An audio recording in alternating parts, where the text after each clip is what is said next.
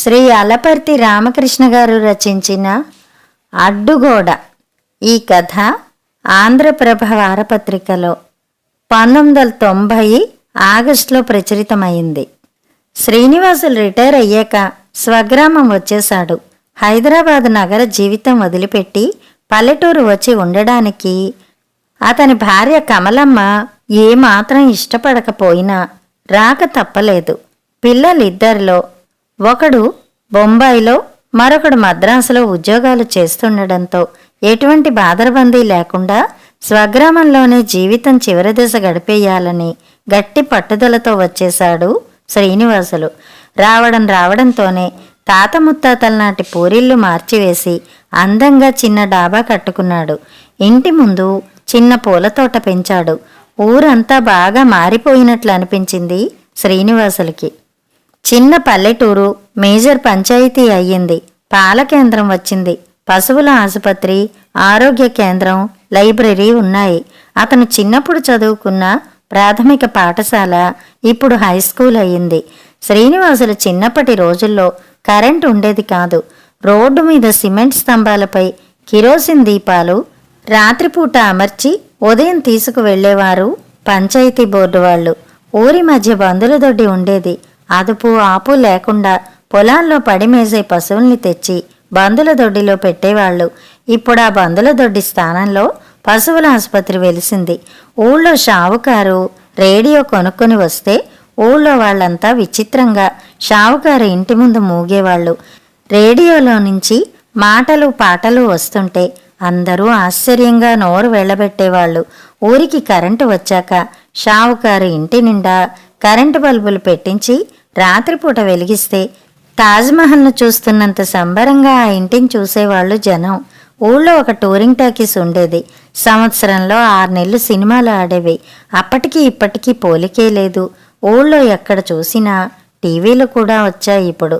ఉదయాన్నే పొలాల గట్ల మీద తిరిగి రావడం, పేపర్ తిరిగేసి లైబ్రరీ అరుగుల మీద కూర్చుని గ్రామస్తులతో పిచ్చాపాటి మాట్లాడడం, 11 గంటలకు ఇంటికి తిరిగి వచ్చేసి భోజనం చేసి గుర్రు పెట్టి నిద్రపోవడం, సాయంత్రం చెరువుగట్టు మీద షికార్లు, అందమైన సూర్యాస్తమయం చూసేసి ఇంటికి తిరిగి వచ్చేయడం.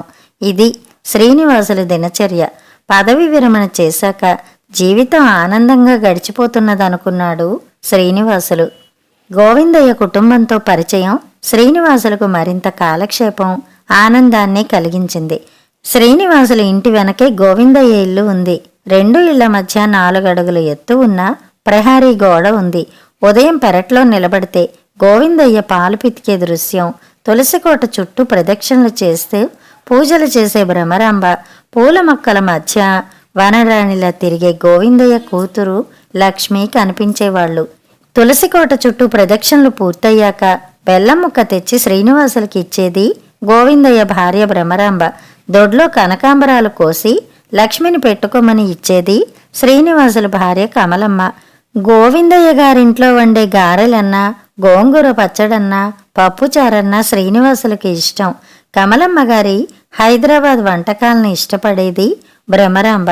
ఇంట్లో ఉన్నప్పుడు ఎక్కువసేపు పెరటిగోడ దగ్గరే నిలబడి గోవిందయ్యతో కబుర్లు చెబుతూ ఉండేవాడు శ్రీనివాసులు.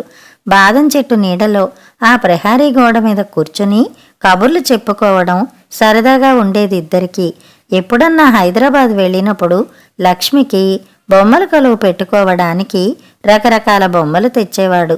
గోవిందయ్యకు మేలు రకం ముక్కుపొడం తెచ్చి ఇచ్చేవాడు. పల్లెటూరి వంటకాల రుచి చూపించేది భ్రమరాంబ. ఆమె చేతి వంటలంటే అమృతం అనుకునేవాడు శ్రీనివాసులు. రోజులన్నీ ఒకే రకంగా ఉండవు. ఆప్యాయంగా ఉండే మనుష్యుల మధ్య అడ్డుగోడలు ఏర్పడతాయి. వాటిని గుర్తించకపోతే సరిహద్దు గోడలే గోతులు తీసి గోడలను కట్టిన మనుష్యుల్నే పూడ్చిపెడతాయి. శ్రీనివాసులు భార్య కమలమ్మకు ఒక విషయం నచ్చలేదు. పెరటిగోడ పక్కనే పాడిగేది దగ్గర రొచ్చంతా తెచ్చి గోవిందయ్య పెంటపోగు పోగు చేయడం కమలమ్మకిష్టం లేదు. పెరటిగోడ పక్కనే పెంటపోగు పెట్టుకోవడం ఏమిటండి? పెరటిగోడ దగ్గరికి రాగానే పాడువాసన. ఊరి బయటో రోడ్డు చివర్లోనో పెంటపోగు వేసుకోవాలి గాని ఇంట్లో ఏమిటండి? ఒకసారి గోవిందయ్య గారికి చెప్పి చూడకూడదు అంది కమలమ్మ శ్రీనివాసులతో. అదేదో చిన్న విషయమేననుకుంటూ తల ఊపేశాడు శ్రీనివాసులు. మరుసటి రోజు ఉదయం బ్రష్ నోట్లో పెట్టుకుని రాగానే గోవిందయ్య కనిపించాడు. పెంటపోగు విషయం కదిలించాడు. పెంటపోగు ఊరి బయట పడేసుకోవడానికి అదేం పనికిరానిదా? మాకు పెంటపోగు కూడా బంగారమే. పల్లెటూళ్ళల్లో అందరిళ్లల్లో పెంటపోగులుంటాయి. పెంటపోగు వాసన మీకు నచ్చకపోతే ముక్కు మూసుకోండి అంటూ కొంచెం కటువుగానే అన్నాడు గోవిందయ్య. గోవిందయ్యకు కోపం వస్తుందని శ్రీనివాసులు ఊహించలేదు. అనవసరంగా పెంటపోగు ప్రసక్తి తెచ్చినందుకు తనంతానే తిట్టుకున్నాడు. 2-3 రోజుల్లో చాలా మార్పులొచ్చాయి. గోవిందయ్య శ్రీనివాసులతో మాట్లాడడం మానేశాడు.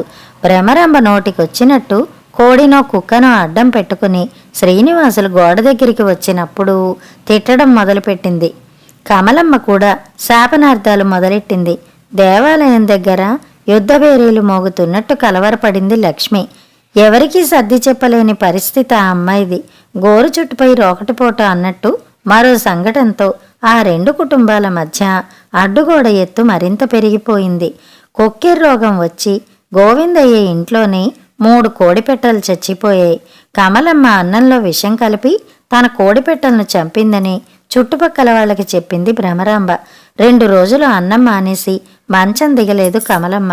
శ్రీనివాసులు సముదాయించినా వినకుండా ఏడుస్తూనే ఉందామె. ఇంటి వెనక వైపుకు వెళ్లడమే మానేశాడు శ్రీనివాసులు.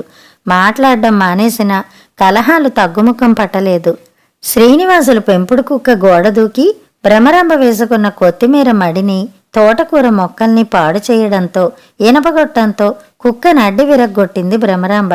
కొత్తిమీర మడి పాడైపోయిందని చెబితే నష్టపరిహారంగా 10 పరకో ఇచ్చేవాళ్లంగా హైదరాబాద్ నుంచి తెచ్చుకున్న మా పామెరన్ కుక్క పిల్లల్ని కొట్టడం ఎందుకు అంది కమలమ్మ పక్కింటావిడతో. 10 పరకో పుచ్చుకోవడానికి మేము గతిలేని వాళ్ళం కాదు.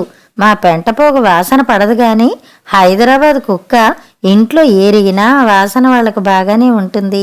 కమలమ్మ మాటలు మోసుకు వచ్చిన పక్కింటావిడతో అంది భ్రమరాంబ. 2 కుటుంబాల మధ్య అగాధం మరింత పెద్దదయింది. 10 ఏళ్ల క్రితం శ్రీనివాసులతో పాటే గుంటూరులో పనిచేసిన పుండరీకాక్షయ్య కొడుకును వెంటబెట్టుకుని శ్రీనివాసుల ఇంటికి వచ్చాడు. భోజనాలయ్యాక వచ్చిన పని గురించి చెప్పాడు పుండరీకాక్షయ్య. మావాడు బొంబాయిలో పెద్ద సైంటిస్టు. కానీ వాడి అభిరుచి ఏమిటంటే పూర్తిగా పల్లెటూరి వాతావరణంలో పెరిగిన అమ్మాయిని పెళ్లి చేసుకోవాలని. మీ ఊళ్ళో గోవిందయ్య గారు అనే ఆయన మర్యాదస్తుడు. వాళ్ళ అమ్మాయి చక్కని చుక్కని విన్నాను. మా వాడికి నచ్చితే చేసుకోవాలనుకుంటున్నాము. పుండరీకాక్షయ్య మాటలు విని మూతి ముడిచింది కమలమ్మ. గోవిందయ్య గూర్చి చెప్పమని కళ్లతో సైగ చేసిందామె భర్త వైపు చూస్తూ. ఒక క్షణం ఆలోచనలో పడ్డాడు శ్రీనివాసులు. మొన్నటి వరకు ఎంతో సాన్నిహిత్యంతో మెలిగిన గోవిందయ్య కుటుంబ సభ్యులు మనసులో మెదిలారు. మా ఇంటి వెనకే వాళ్ళ ఇల్లు. గోవిందయ్య నెమ్మదస్తుడు, మంచి మనిషి. శ్రీనివాసులు ఒక మెట్టు కిందకి దిగాడు. గోవిందయ్య కుటుంబంపై ద్వేషం పెంచుకుంటూ ఎన్నో మెట్లు కొండ ఎక్కి కూర్చున్న అతని మనస్సు, కోపాలు కొండ మెట్లు దిగడం తేలిక అనిపించింది. ఒక మెట్టు దిగాక మిగిలిన మెట్లు దిగడం మరీ తేలిక అనిపించింది. చాలా మంచి కుటుంబం. అమ్మాయికి ఉందన బొమ్మ. నా మాట మీద నమ్మకం ఉంటే ఈ సంబంధం ఖాయం చేసుకో అన్నాడు శ్రీనివాసులు. భర్త వైపు ఆశ్చర్యంగా చూసింది కమలమ్మ. కొన్ని క్షణాలు ఆమె మనసు అయోమయంలో పడింది. భర్త మాటలు చేతల మీద గురి ఉండడంతో ఆమె మనసులో గోవిందయ్య కుటుంబం పట్ల పేరుకుపోయిన వైముఖ్యం పొరలు కరిగిపోయి పొరలు తొలగిపోయాయి. పుండరీకాక్షయ్య లక్ష్మిని చూసి వెళ్ళాక మరుసటి రోజు పెరటిగోడ దగ్గర నిలబడ్డాడు శ్రీనివాసులు. పాలు పితుకుతూ గోవిందయ్య కనిపించాడు. తలస్నానం చేసి తులసికోట చుట్టూ ప్రదక్షిణ చేస్తూ భ్రమరాంబ కనిపించింది. గులాబీ మొక్కలకు నీళ్లు పోస్తున్న లక్ష్మిని పలకరించాడు శ్రీనివాసులు. ఏమమ్మా పెళ్లి కూతురా, ఇక పెళ్ళైతే మాకు కనిపించవు కాబోలు. మా పుండరీకాక్షయ్య కొడుకు 4 రోజుల్లోనే ముహూర్తం చూడమని తొందరపడుతున్నాడు. మీ నాన్న ఏం ఏర్పాట్లు చేస్తాడో చూడాలి అన్నాడు శ్రీనివాసులు గట్టిగా గోవిందయ్యకి వినపడాలనే. పక్కన మీరుండగా నాకేమిటండి దిగులు అన్నాడు గోవిందయ్య ఒక చేత్తో పాలచెంబు పట్టుకుని మరో చేత్తో దూడని వదిలిపెడుతూ. మీ స్నేహితుడు ఒప్పుకున్నట్లేనా అన్నయ్య గారు? పెద్దగా ఆస్తిపాస్తులు లేనివాళ్లం అంది భ్రమరాంబ ప్రసాదం తెచ్చి శ్రీనివాసులు చేతిలో ఉంచుతూ. కట్నకానకలెందుకమ్మా, బంగారం లాంటి మనుష్యులతో వియ్యమందబోతున్నాడు మా పుండరీకాక్షుడు. శ్రీనివాసులు పక్కనే వచ్చి నిలబడింది కమలమ్మ. గోడ మీద నుంచే కమలమ్మ చేతిని తన చేతుల్లోకి తీసుకుని ఆప్యాయంగా నిమిరింది భ్రమరాంబ. ఆమె కళ్ళల్లో తొణికిసలాడుతున్న ఆనంద బాష్పాలు చూసి చెలించింది కమలమ్మ. ఒక పక్క నుంచి ఉలవచారు, ములక్కాడలో వేసిన పప్పుచారు, మరో పక్క నుంచి సేమియా ఇడ్లీ, సమోసాలు సరఫరా పెరటివైపు ఉన్న గోడపై నుంచి మళ్ళీ మొదలయింది. కథ సమాప్తం.